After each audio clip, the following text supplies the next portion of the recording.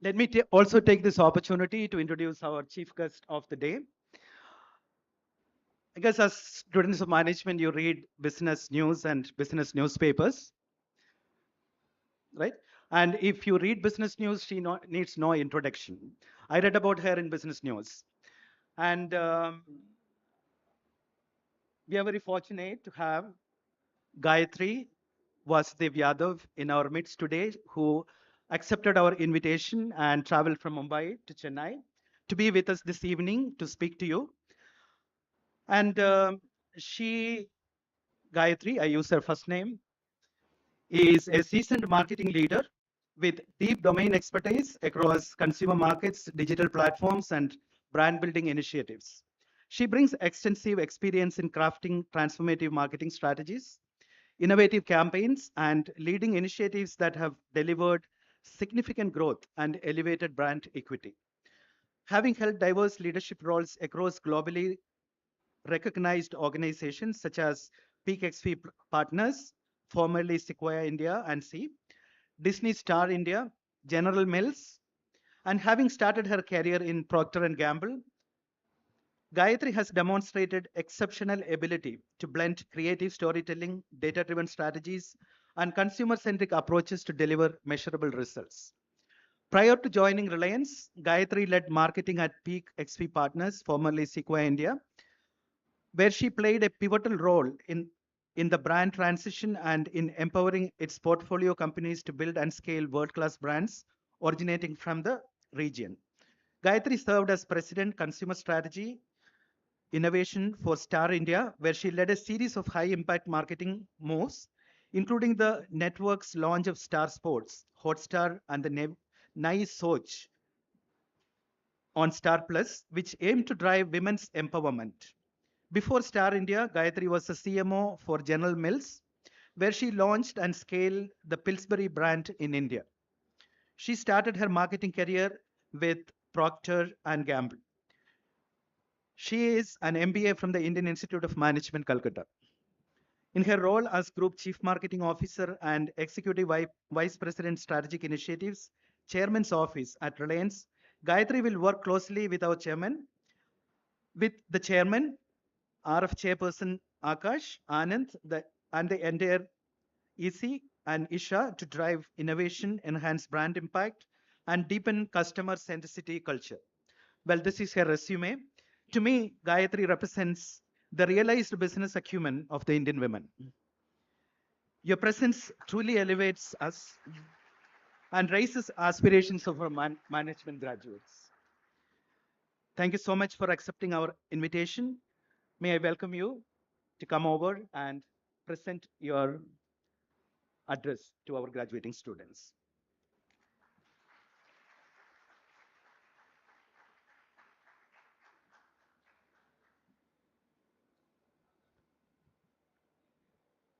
Can you hear me at the back? Last row? Yes, awesome.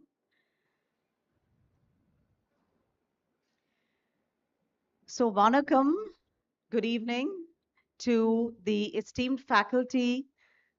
Thank you. Proud parents. We should actually give an applause for all the parents.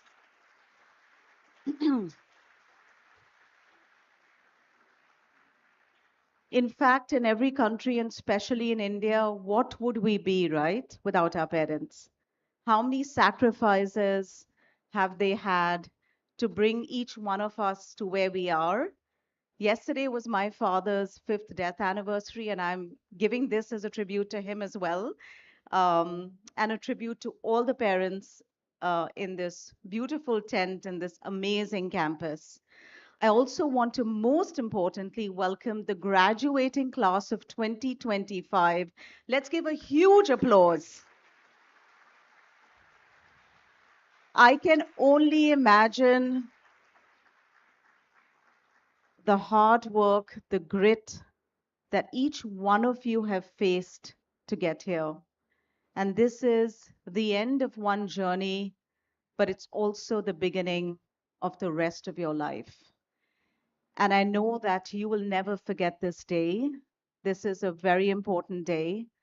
You should feel very proud of what you've achieved, but even prouder of what you will go on to do.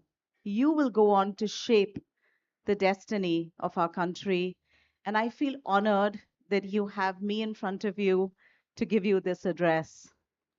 So I wanted to start with a small story, which began 35 years ago, which is when I walked into IIM Calcutta, and I had just graduated from St. Xavier's College in English Literature. Now, that was an interesting leap because for those of you who know IIM Calcutta, and I believe there's some IIM Calcutta students, you want to raise your hands? Awesome, Joker. So you would know that IIM Calcutta is a very quantitative college. It was modeled on MIT, and everything was calculus. How many engineers in this room? Raise your hands. Okay, 90% are engineers, as I thought. And here I was, a literature student. I walked into IIM Calcutta, and there was going to be a quiz on calculus, which was going to happen that night. And I went to Debashish Dattagupta, Debu, who's also an alumnus of IIT Madras. And he used to be JE rank 61. I remember that for some reason.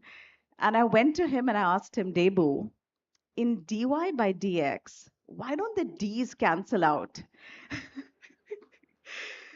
So he looked at me and he said, Gayatri, I don't think you should go for this paper. You know, just avoid it if you can. But of course, none of us can avoid the tests in our life. So I went for the paper and I didn't carry a pen. And remember, I was a topper and, had done pretty well in life to get to IIM Calcutta with a humanities background. And I didn't carry a pen and I said, I have nothing to contribute to this paper because there is no English. It's super interesting that now English is the hottest programming language in a world of LLMs, right? So, how life changes. And then later, who became my calculus tutor was another batchmate from IIT Delhi. And he taught me calculus, and then I later married him. So, calculus did lead to something good.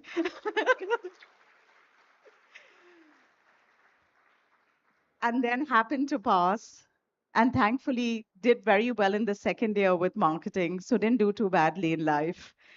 But the reason I shared that story is yes, for comic relief, and yes, because as an IIT Madras connection with Debu, but also to tell you that life will challenge you. You ain't seen nothing yet. You think you've been through challenges, but the real challenges will come out and, will disrupt your life.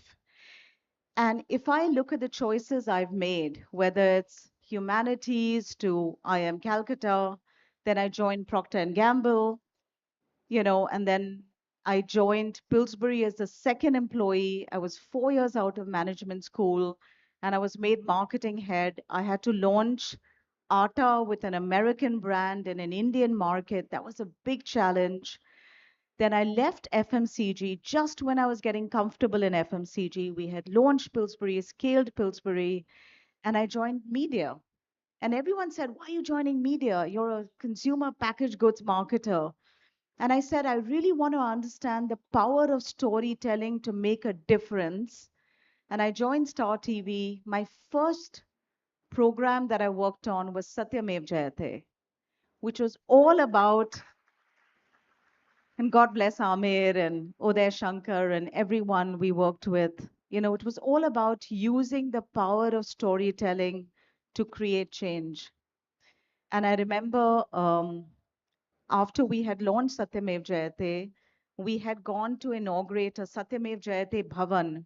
And our first episode was on female feticide. We still have a challenge in our country of unborn daughters. And I remember we were encouraging parents that don't abort the child if you have to give her up for adoption. And so I was attending an adoption camp and I held a baby girl in my arms and I felt that if the show hadn't happened, she would not be alive.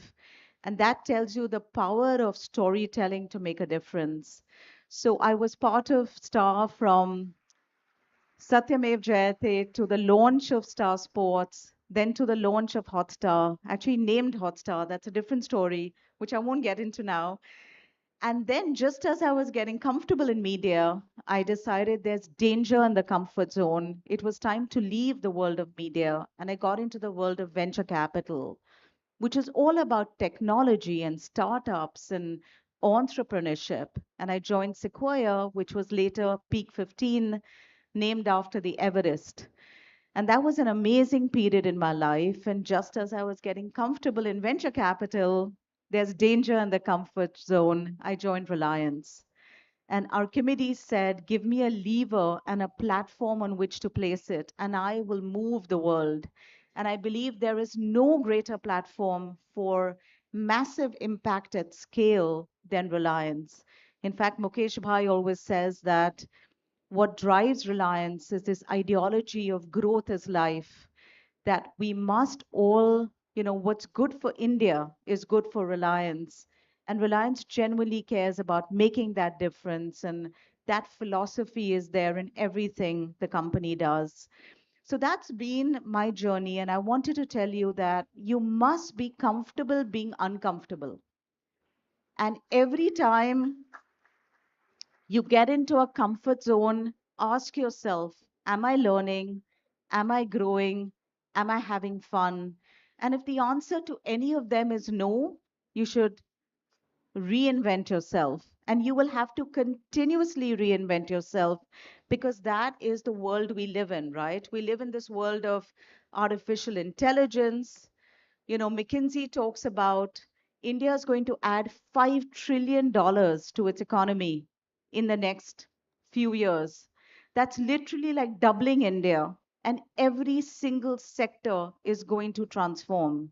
And that is the world you're getting into, right? And I believe that today you must view AI not as a tool, but as a force. AI is a force that will reimagine every single sector, and you have to make this force your friend. I know a lot of you must be wondering, we were discussing in the faculty room, that what will be the impact of AI on the future of work? And I think none of us really have the answers. But I do believe we live in a world where having the answers is not as important as knowing what questions to ask.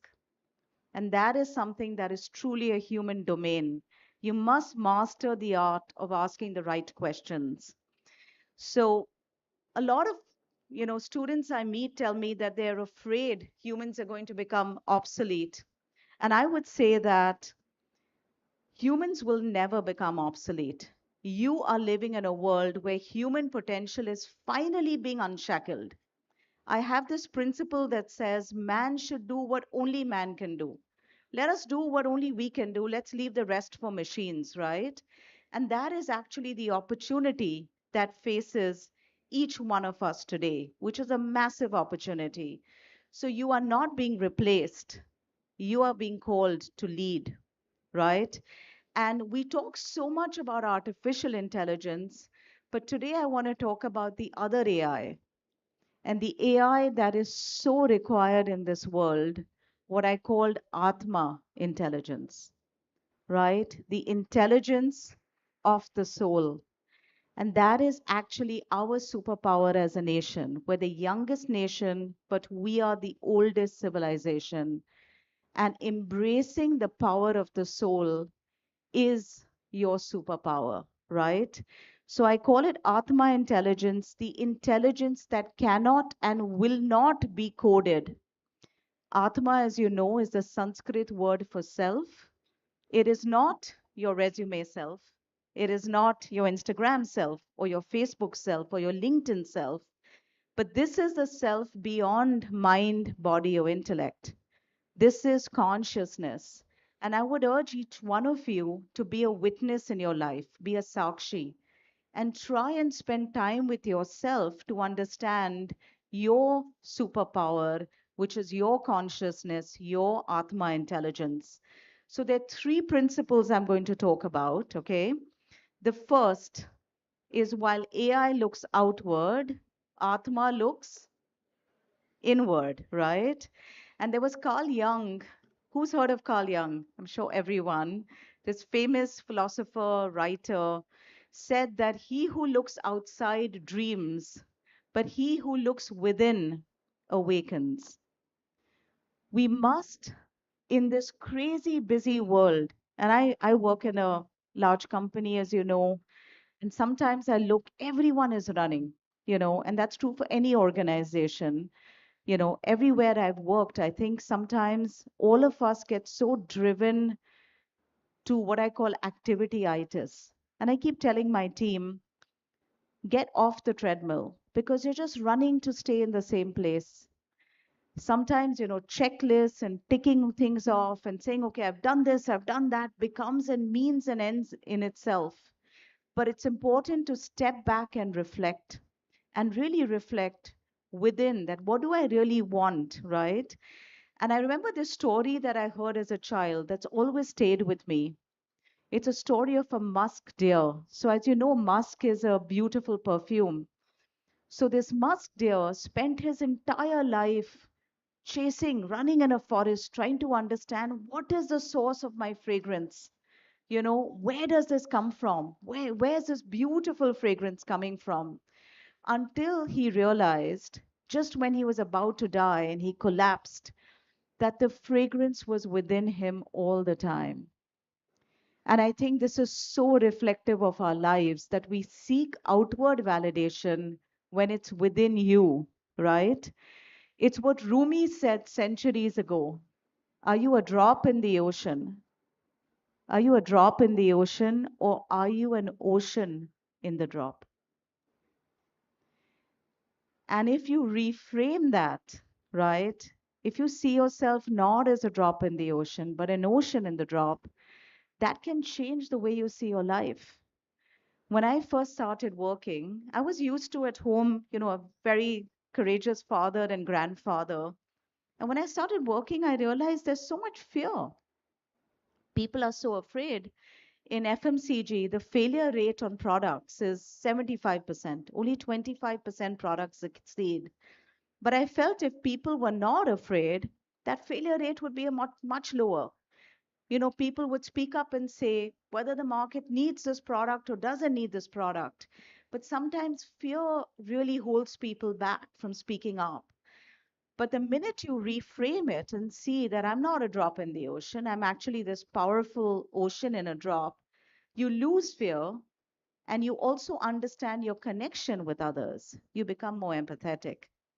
So, my second principle, and there are only three, and we'll finish this fast, is artificial intelligence can compute, but only Atma intelligence can care, right?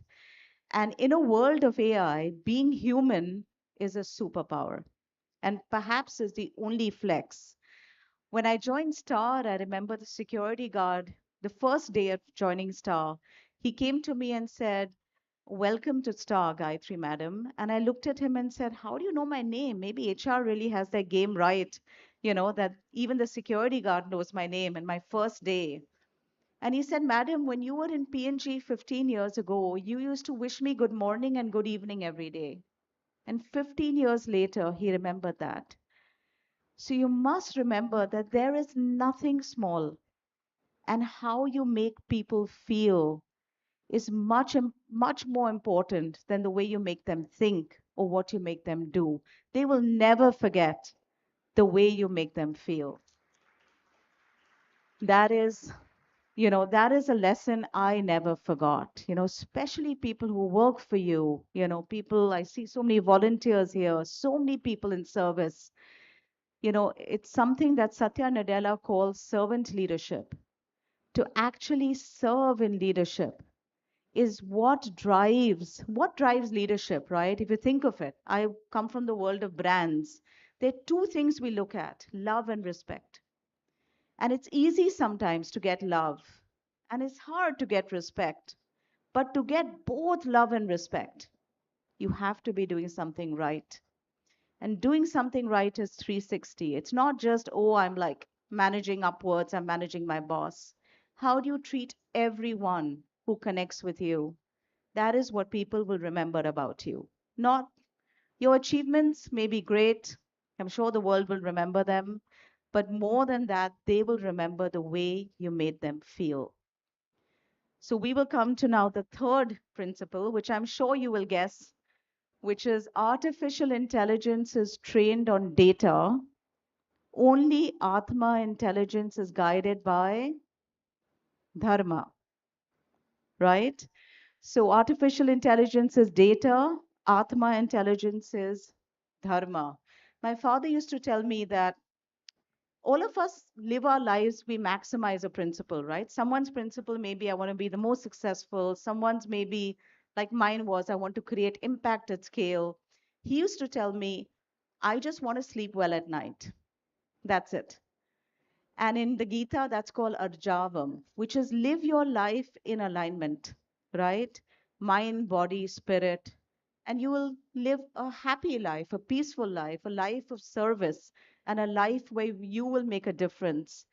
As they say in yoga, yoga is what remains when the pose is over.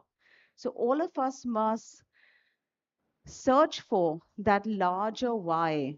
Nietzsche said that he who has a why can endure anyhow. If you all have read the Gita, which I'm sure many of you have, that was Arjun's dilemma, right? When he goes to the battlefield, was should I fight this war? And Krishna tells him, by not fighting the war, because it's a war of righteousness, you are abdicating your dharma. So in life, you got to figure what is your North Star. And business is super hard because business, you're dealing with people, and people have egos, and people have challenges, and people have emotions, and you have to steer people to a larger goal. And there will be hard decisions you have to make. But if you are guided by your dharma, you can't go wrong. I used to always say, differentiation. Every marketer looks at differentiation, right? Create and communicate a difference. Then I joined Star and I said, actually, differentiation is not enough. Disruption. We got to create incredible change. And now I believe there's differentiation, there's disruption, but even more important is dharma. Because if you do disruption without dharma, it's pointless and it will not move the world forward. So, that is the third principle that's super important. Now, I may give you all these principles, but as I said, life will challenge you. Krishna once asked someone, what is it that will make a sad person happy and a happy person sad? What's the answer? What will make a sad person happy and a happy person sad? This too shall pass. Amazing. Yeah, what's your name? Devang. Devang, the volunteer, got it. Amazing. That is true, right? So the point is everything will pass. Success will pass, failure will pass. But as long as you remember and stay in touch with what doesn't pass, which is your soul and your character, you will do well. So I'm going to wrap this by saying this is an incredible time. You know, I wish I was graduating today. In a sense, I am because I feel it's day one every day that you have to reinvent yourself every day. I think the world is looking for leaders with velocity and values, with confidence and compassion, with ambition and awareness, with clarity and character, right? Let AI be your speed, let Atma be your direction. In the dance of progress, we need both engine and the essence, right? Both are important. I was hearing Sam Altman. He said that there will be $1 billion company in valuation that will be built by a company of one person, right? And that's going to happen in the near future. So each of you could be a company. You could be building that next $1 billion company with a massive impact. That is the power of artificial intelligence that is there for you today.